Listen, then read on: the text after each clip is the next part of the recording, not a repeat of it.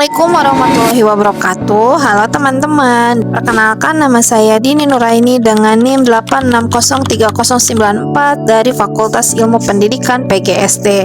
Era pendidikan modern saat ini, pendidikan tidak hanya berfokus pada mengajar dan memperoleh nilai akademik aja, tetapi juga harus memiliki dasar pemikiran yang ilmiah, kritis, dan bernilai. Nah, di kesempatan kali ini saya akan mempresentasikan hubungan filsafat ilmu itu sendiri dengan pendidikan. Filsafat ilmu memiliki hubungan yang sangat erat dengan dunia pendidikan. Filsafat ilmu membantu pendidikan untuk memahami hakikat pendidikan itu sendiri. Bagaimana ilmu itu pendidikan dikembangkan atau serta nilai apa yang harus diterapkan dalam proses pendidikan.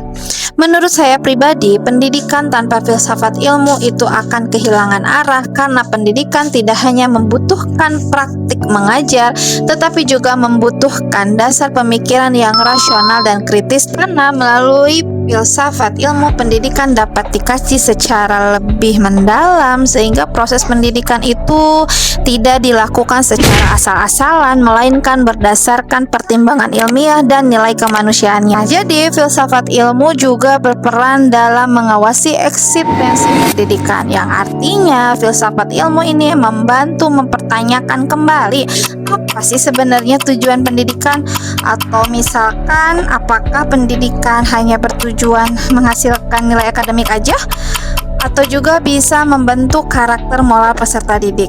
Selain itu, filsafat ilmu juga memperkuat keilmiahan pendidikan melalui penelitian, metode pembelajaran, dan pengembangan teori pendidikan. Tidak hanya itu, filsafat ilmu juga menjaga nilai-nilai agar pendidikan tetap memperhatikan etika, moral, dan kemanusiaan, bukan hanya sebatas mengajar presentasi semata. Nah, di sini pasti kita bertanya-tanya, apakah pendidikan turut memperkuat perkembangan filsafat ilmu?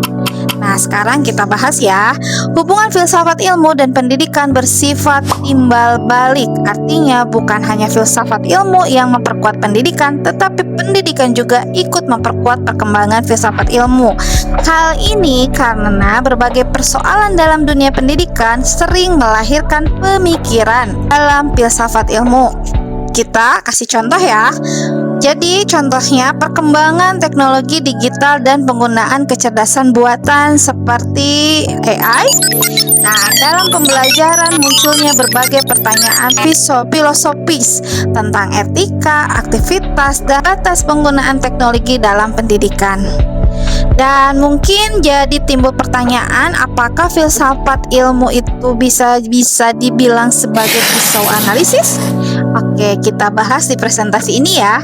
Jadi kita bedah bahwa filsafat ilmu itu bisa disebut sebagai pisau analisis karena digunakan untuk membedah berbagai persoalan pendidikan melalui 3 pendekatan, yaitu ontologi, epistemologi, dan aksiologi. Yang pertama kita bahas ontologi. Ontologi itu kan membahas hakikat atau tujuan pendidikan itu sendiri. Dalam pendidikan, ontologi membantu memahami bahwa pendidikan bukan hanya proses memberikan ilmu, tetapi juga membentuk karakter dan moral peserta didik. Kedua, epistemologi. Epistemologi membahas bagaimana sih pengetahuan itu diperoleh dalam pendidikan. Hal ini berkaitan dengan metode pembelajaran dan cara guru membantu siswa memahami materi secara efektif dan bermakna. Nah, yang ketiga, aksiologi. Aksiologi di sini membahas nilai dan manfaat ilmu itu sendiri. Pendidikan tidak hanya bertujuan membuat siswa cerdas secara akademik, tetapi juga membentuk sikap jujur, disiplin. Sekarang kita kasih contoh penerapan dalam dunia pendidikan. Filsafat ilmu itu dapat dilihat dalam kurikulum merdeka ya. Dari sisi ontologi, kurikulum merdeka memandang bahwa setiap siswa memiliki potensi yang berbeda sehingga pembelajaran harus berpusat pada peserta didik. Yang kedua yaitu dari sisi epistemologi, pembelajaran dilakukan secara aktif dan berbasis pengalaman agar siswa lebih memahami setiap materi yang diberikan. Dan yang ketiga yaitu dari sisi aksiologi, Kurikulum Merdeka bertujuan membentuk profil pelajar Pancasila yang cerdas sekaligus memiliki karakter yang baik. Filsafat ilmu juga membantu pendidikan menjadi lebih ilmiah, kritis, dan hingga mampu menjawab tantangan zaman. Jadi menurut saya, pendidikan yang baik bukan hanya mencerdaskan tetapi juga membentuk manusia yang bijaksana dan bertanggung jawab. Sekian presentasi dari saya. Terima kasih. Wassalamualaikum warahmatullahi wabarakatuh.